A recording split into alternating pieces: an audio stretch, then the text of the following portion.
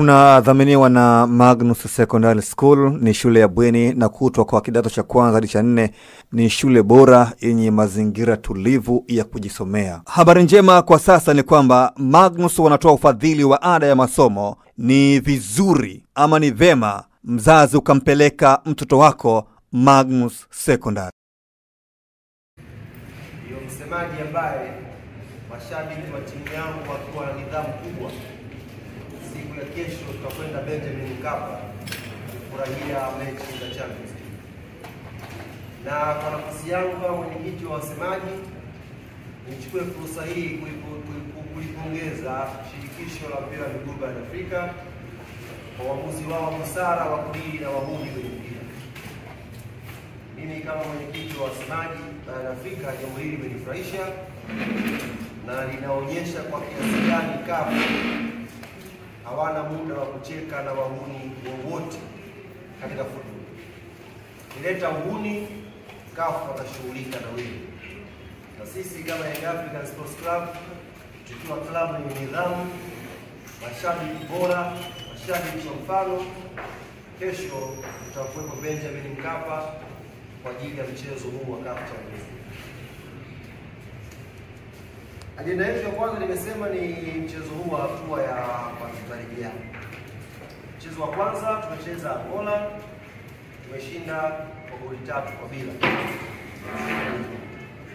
Lakini mchezo wa marudiano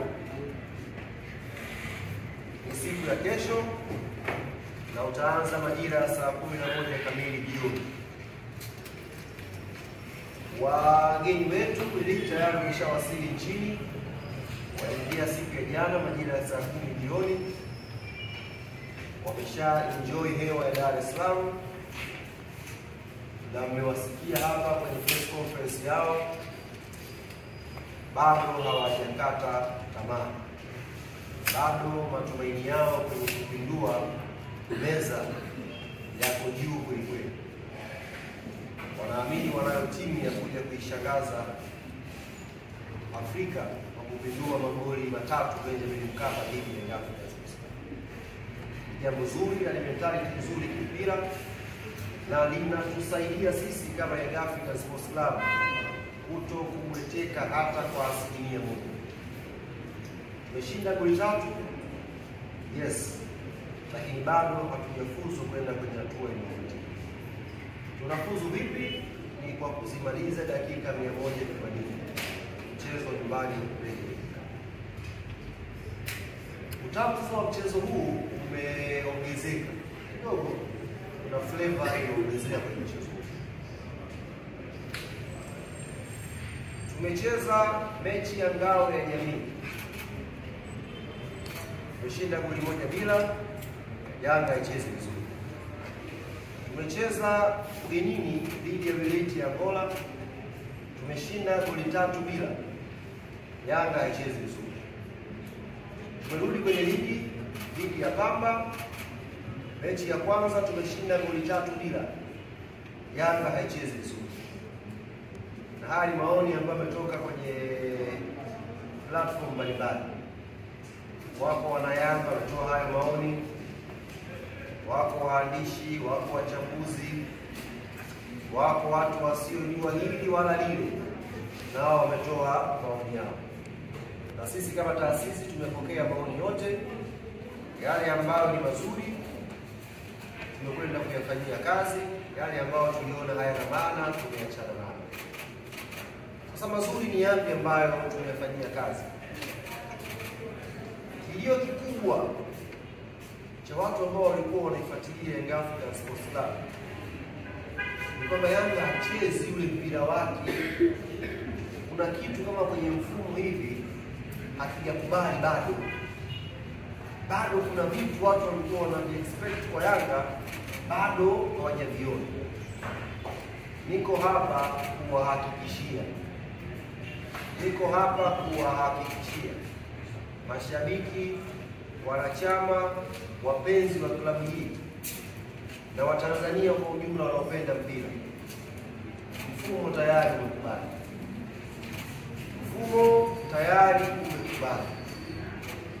Siku ya kesho sawasawa na kwenye familia, ule usiku ambao mnalala kesho mnaamkia Krismasi au mnaamkia sikukuu ya Eid. Ikifika asubuhi, cha kwanza ukifungua kabati, unachukua nguo yako nzuri zaidi ili uweze kupendeza.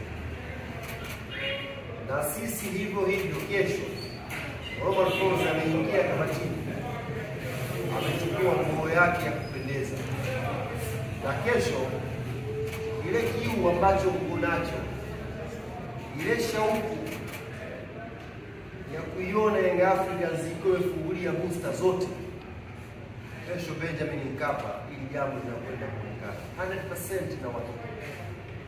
Tofauti unajua ya msemaji mimi na wasemaji wengine, kitokeo umeulizwa ipi tofauti ya Ally Kamwe na wasemaji wengine, jibu tu ni uongo. Ally Kamwe sio uongo. Nachowaambia hapa ni uhalisia, na inshallah kesho mtakwenda kukiona. Hakuna uongo kwenye maneno yako. Mfumo tayari umeshakubali. Kesho tunafungulia booster zote. Tunataka tufuzu hii raundi kwenda raundi inayofuatia kwa rekodi nzuri. Mwenyezi Mungu atujalie hilo. Kwa hiyo kesho 100% unayetoka nyumbani unakuja Benjamin Mkapa 100% wewe unakuja kuenjoy.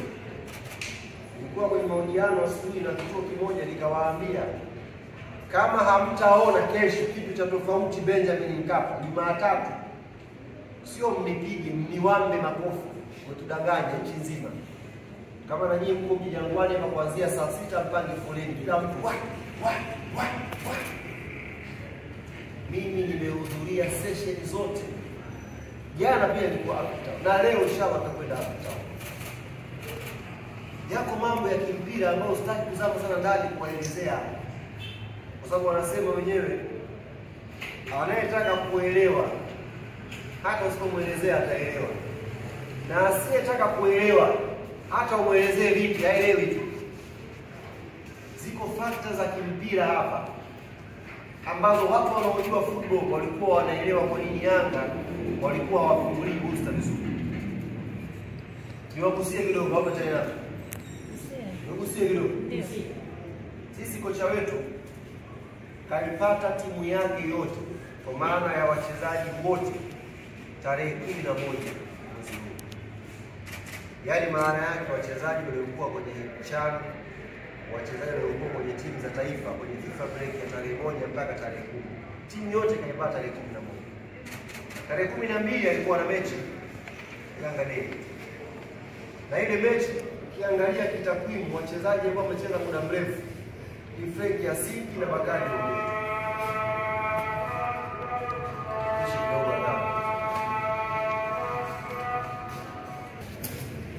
Nilishia pale nilipowaambia kwamba tarehe 12 mwalimu kapata timu, tukaenda tarehe 11, tarehe 12 tukaenda kwenye Yanga Day.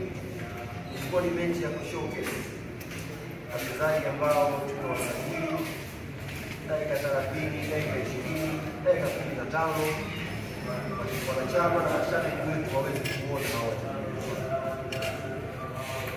Tarehe 12 Yanga Day inaisha.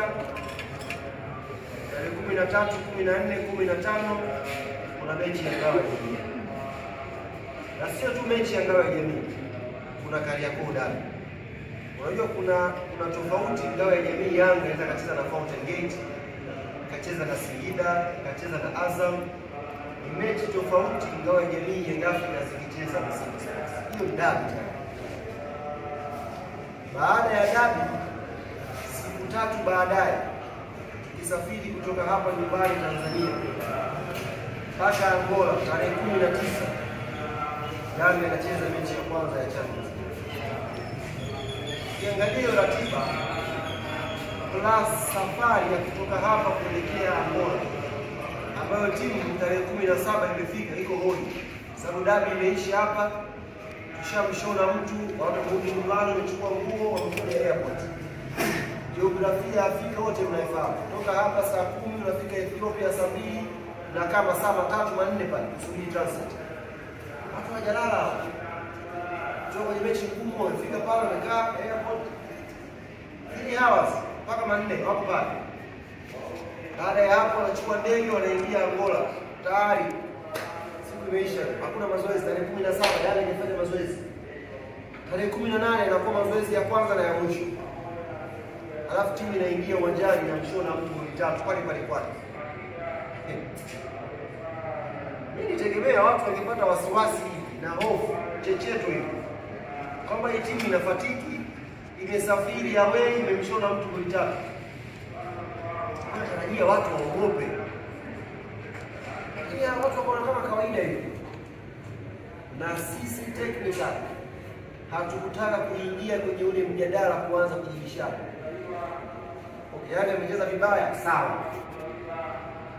Yanga sio na nini, sawa. Watu hawa wanasahau siku hiyo hiyo ajenda namba 1 Yanga imecheza vibaya. Ajenda namba 2 Prince Dube afanye kucheza, Yanga amekosa magoli mengi. Sasa unakosaje magoli timu inacheza vibaya? Yaani huyo striker anakuwaje mbovu kama timu inacheza vibaya? Tunasema hapa kuna ajenda hapo. Lakini hata ajenda ukachunguza vizuri, kana manufaa makubwa na Yanga kulikuwa sawa. Kana manufaa yes. Kocha wetu ni mpya, technical bench 90% ni mpya, na wachezaji 6 mpaka 8 si 9 wapya kwenye timu. Wanatakiwa waishi kwenye pressure ya Young Africans. Hii ni klabu kubwa. Kama unashinda 3 na watu wana demand kubwa zaidi, kocha hawezi kulala. Unasafiri kutoka Angola unakuja hapa unamshona mtu goli 3. Unafanya rotation wachezaji 6. My dear brothers and sisters, wachezaji 6, 3 katikati ya uwanja ambako mpira ndio unapigwa. Unatoa viungo wako wote, unacheza mechi iliyopita unaleta 3 wapya. Timu inashinda goli 3. Yanga icheze vizuri. Na hatukutaka sisi kuingia kabisa kwenye huo mjadala, kwa sababu kuna manufaa makubwa na taasisi yetu kuliko hasara. Hasara hizo kelele tu za mitandaoni na watu wenyewe, lakini ukifanya tathmini vizuri, mjadala na hasara zake una faida kwetu. Mwalimu atajiandaa vizuri, hawa wachezaji wapya watajua kuja hapa kuja kama Real Madrid ya Afrika. Unashinda goli 3 na watu wamenuna. This is Young Africans Sports Club. So unashinda goli 1 unakuwa sherehe. Goli 3 mtu anakufa, crisis zinafuatana na hii. Alafu watu hawana furaha. Hiyo ndo Yanga. Yaani ni very proud na hiyo mjadala yenu. Inaonyesha how big Young Africans are. Ingekuwa ni timu ya kawaida inapiga goli 3 ingekuwa sherehe zaidi. Lakini hiyo ina prove kwamba hii taasisi kubwa.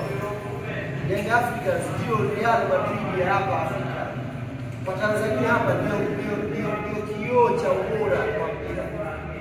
Ndio maana Yanga ikiwa kidogo hivi hamna mtu atalala, kila mtu ataongea. Kila mtu ataongea kwake. Sisi tumefunga Pamba goli 3, uchaguzi Yanga icheze vizuri.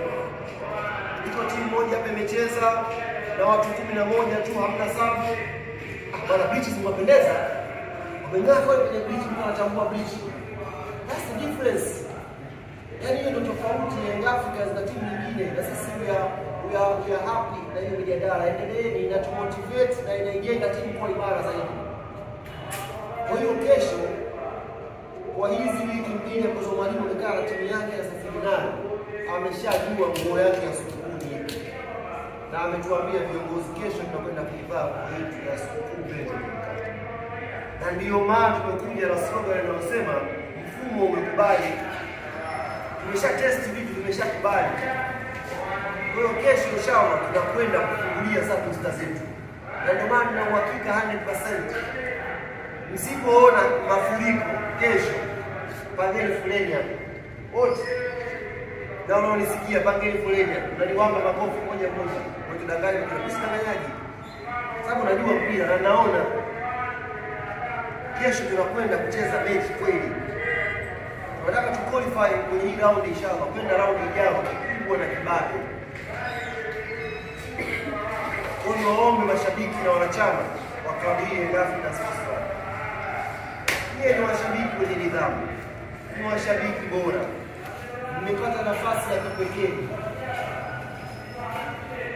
Wenzenu wakiwa majumbani wanaangalia timu zao, nyie mmepata heshima na thamani ya kuruhusiwa kuja uwanjani kuiangalia timu yenu. Utabaki nyumbani ufanane na hawa kina Kapeto mpaka lini? Yaani utabaki nyumbani, uwanja hujajaa, wewe uko zako nyumbani, hawa kina Kapeto wapo na wewe uko hapo hapo. Unaikosea sana timu yako. Yaani ndio fursa ya kuja kuionyesha Afrika sisi nidhamu yetu ipo. Na mmesikia wenyewe wanao. Mmesikia kila kitu. Kilichosababisha wenzetu nidhamu iwe mbovu na wafungiwe ni vurugu viwanjani. Hakuna kuuliza. Sisi tunayo nidhamu hiyo na kesho tuiendeleze hiyo nidhamu. Kila mmoja abalozi wa amani kwa mwenzake. Jamani, hii burudani wenzetu wanaitamani kuiona Benjamin Mkapa. Tushangilie kwenye pale na ngoma zetu na tarumbeta zetu, vuvuzela zetu, tushangilie kwa raha. Mambo ya kupiga na vijana, sijui kuwasha mamoto, ni shamba, achane nao. Mtu anamwambia mbona kule Waarabu wanawashaga moto, wao pia wanapiga faini. Nipige tu wao, labda wanajimudu kiuchumi wakipiga faini, usikie wakilalamika. Lakini hakuna klabu Afrika haipigwi faini inapowasha moto uwanjani. Wafataki hapa. Hakuna klabu haipigwi faini. Hakuna klabu haipigwi faini inapopigana mashabiki uwanjani. Faini yote. Si Tanzania bahati tu hapa. Tuna waandishi ambao wao wanaweza kuandika kila kitu. Ndio bahati kwa nao tunasema hivyo. Lakini pia wanafungiwa hapo. Sisi tunacheza mechi ya finali na wale nani wale. Ispa kwa faini wale. Usisahau kusubscribe kwenye YouTube Mwandike Digital.